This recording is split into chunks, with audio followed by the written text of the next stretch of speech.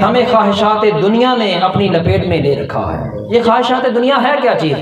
دیکھیں پیدل چلنے والا خواہش کرتا ہے کہ کم از کم میرے پاس موٹر سائیکل ہی ہو، موٹر سائیکل پر چلنے والا کہتا ہے کہ یار اگر گاڑی مل جائے تو کیا بات ہے، گاڑی پر جانے والا انسان کہتا ہے کہ اگر لگژری آ جائے تو کیا ہی بات ہے، اس سے اوپر چلا جائے تو وہ کہتا ہے کہ کاش کہ روڈ پرنس آ جائے تو کیا ہی بات ہے، کچے مکان میں رہنے والا کہتا ہے کہ یار ایک پکا مکان ہوتا تو کیا بات تھی، پکے مکان میں رہنے والا کہتا ہے کاش کہ میرے پاس کوٹھی ہوتی، کوٹھی میں رہنے والا خواہش کرتا ہے کہ کاش میری رہائش کسی بنگلے میں ہوتی، بنگلے والا خواہش کرتا ہے کہ کاش محل ہوتا۔ تو یہ انسان کی خواہشات ہیں، خواہشات انسان کو قبر کی گود تک لے جاتی ہیں۔ تو یہ بات ذہن میں رکھ لیں، سارے اولیاء، تمام اولیاء و صالحین اور بزرگان کی زندگی پڑھ کر دیکھ لیں، ہمیشہ اولیاء و صالحین نے جب بھی اللہ سے مانگا، جب بھی مانگا، انہوں نے صرف اپنی ضرورت مانگی ہے، کبھی خواہش نہیں مانگی۔ کسی بھی اللہ کے ولی نے اللہ کی بارگاہ سے خواہش نہیں مانگی، انہیں فقط ضرورت مانگی ہے۔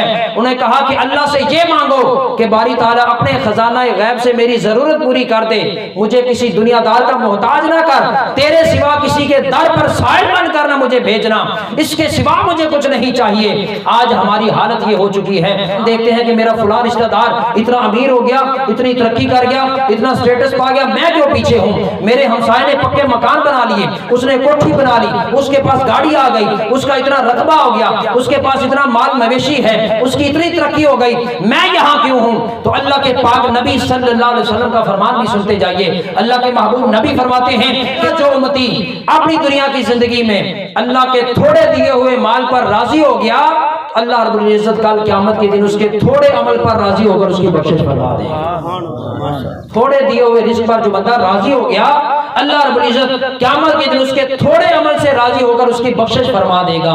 تو حاضرین محتشم، اللہ کے محبوب نبی صلی اللہ علیہ وسلم نے انسان کی زندگی اور خواہشات، اس کی ایک مثال صحابہ کرام کے سامنے رکھی۔ آپ نے زمین پر دو خط کھینچے جس کو ہم لکیریں کہتے ہیں، دو لکیریں اللہ کے محبوب نبی نے لگائیں، ایک چھوٹی تھی اور ایک بڑی تھی۔ اللہ کے محبوب نبی نے صحابہ کرام سے پوچھا کہ جانتے ہو یہ کیا ہے؟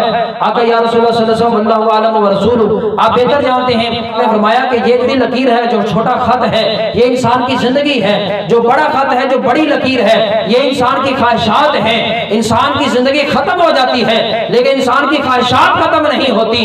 بس وہی بات جو میں نے پہلے کی کہ انسان بچپن سے لے کر بڑھاپے تک خواہشات کے گردش کے اندر گھومتا رہتا ہے، حتیٰ کہ اس کی روح پرواز کر جاتی ہے اور وہ ہزاروں خواہشات لے کر منو من مٹی کے نیچے دبا دیا جاتا۔ کہ ہمیں خواہشات دنیا کو اپنے دل میں جگہ نہیں دینی چاہیے، خواہشات دنیا کی طرف ہمیں نہیں پڑھنا چاہیے۔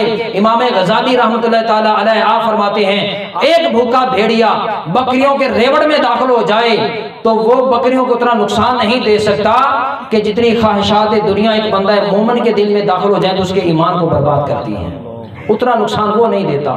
اس کی پھر آپ نے ایک بڑی خوبصورت مثال بھی پیش کی ہے، مثال دیتے ہیں۔ اب میں بار بار یہ لفظ دہرا رہا ہوں کہ ہمیں خواہشات دنیا کی طرف نہیں جانا چاہیے، زیادہ مال و متاع سمیٹنے، زیادہ امیر ہونے یا زیادہ دنیا کے اثاثہ جات کی طرف، بڑی سے بڑی جاگیروں کی طرف، بڑے سے بڑے کاروبار کی طرف خواہشات لے کر نہیں چلنا چاہیے۔ ذہن میں سوال ہوتا ہے آج تو نہ پیسے کے بغیر دین ہے، نہ پیسے کے بغیر دنیا ہے، اپنا بھی نظام چلانا ہے، بچوں کا بھی پیٹ پالنا ہے، برادری کے ساتھ بھی چلنا ہے، خوشیوں غمیوں کے اندر بھی ہم نے شرکتیں کرنی ہیں اور نظام زندگی بھی چلانا ہے۔ پیسہ نہیں ہوگا تو کیسے چلے گا؟ بات تو معقول ہے، اس میں تو کوئی ڈاؤٹ نہیں ہے، بغیر پیسے کے نظام تو نہیں چلے گا، نہ دین چلتا ہے نہ دنیا چلتی ہے۔ پھر یہ مسئلہ حل کیسے ہوگا؟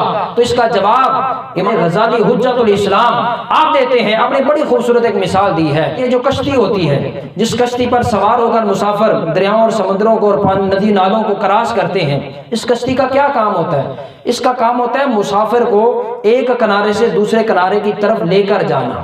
بولیے یہی مطلب ہوتا ہے نا اس کا، یہی اس کا مقصد ہے بنانے کا، اس کی غرض و اوقات بھی یہی ہے۔ وہ کشتی مسافر کو ایک کنارے سے دوسری طرف لے جانے کا باعث بنتی ہے، سبب بنتی ہے۔ اس کشتی کے اندر سفر کرنے کے لیے مسافر تب اس کی طرف رجوع کرے گا، تب اس میں بیٹھے گا جب ندی نالا یا دریا یا سمندر کے اندر پانی ہوگا۔ اگر وہ خشک ہوگا، سوکھا ہوا ہوگا تو پھر اس کو کشتی کی ضرورت نہیں ہوگی، اس کو ضرورت نہیں ہے، حاجت نہیں ہے، بغیر پانی کے تو حاجت نہیں ہے۔ وہ کہہ لیں کہ وہ کشتی میں تو سوار ہو گیا لیکن اس کشتی کے نیچے پانی نہیں ہے، اور آپ کشتی کو کہتے ہیں کہ چل، وہ کہے کہ جب پانی ہی نہیں ہے تو میں کیسے چلوں؟ کشتی اس پانی سے بچاتی ہے اور پانی ہی پر چلتی ہے. کشتی نے پانی سے ہی مسافر کو بچانا ہے اور وہی پانی اس کا ذریعہ سفر اور ذریعہ منزل بنتا ہے. کشتی کہتی ہے کہ مجھ میں سوار ہو کر سفر کرنے والے مسافر اگر منزل مراد تک جانا چاہتا ہے تو میرے نیچے پانی بہانا ہوگا, تب میں منزل مراد تک لے کر جاؤں گی. تو بلا تشبیہ ہو بلا مثال کہ وہ کشتی کہ جو پانی کے بغیر سفر نہیں کر سکتی, کے لیے آپ سوچیں اگر وہی پانی کہ جس پانی کے بغیر کشتی سفر نہیں کر سکتی, وہی پانی اگر ایک ایک قطرہ کر کے اس کشتی کے اندر جمع ہونا شروع ہو جائے, اس کشتی کے اندر جمع ہوتا جائے, وزن بڑھاتا جائے, تو وہی پانی کہ جس پانی کے بغیر کشتی سفر کرنے سے قاصر تھی, ایک ایک قطرہ کر کے جب وہ پانی اس کشتی میں جمع ہوتا جائے گا, وزن بڑھتا جائے گا اور اس کی کثرت بڑھتی جائے گی, تو وہی پانی کشتی کو غرق کر دے گا, کشتی کو بھی برباد کرے گا اور کشتی کے مسافروں کو بھی برباد کرے گا. امام غزالی رحمۃ اللہ تعالیٰ نے بڑی خوبصورت آپ نے یہ بات کی ہے, بڑی اچھی مثال دی ہے.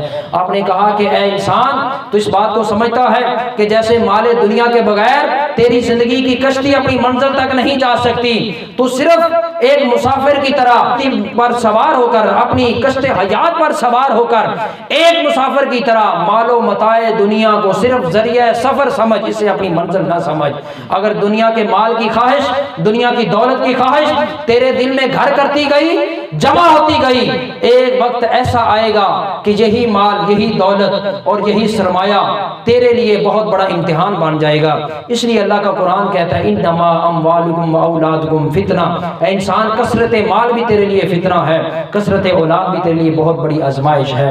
تو میری زندگی کا مقصد تیرے دین کی سرفرازی, میری زندگی کا مقصد تیرے دین کی سرفرازی, میں اسی لیے مسلمان, میں اسی لیے نمازی. وآخر دعوایا الحمدللہ رب العالمین.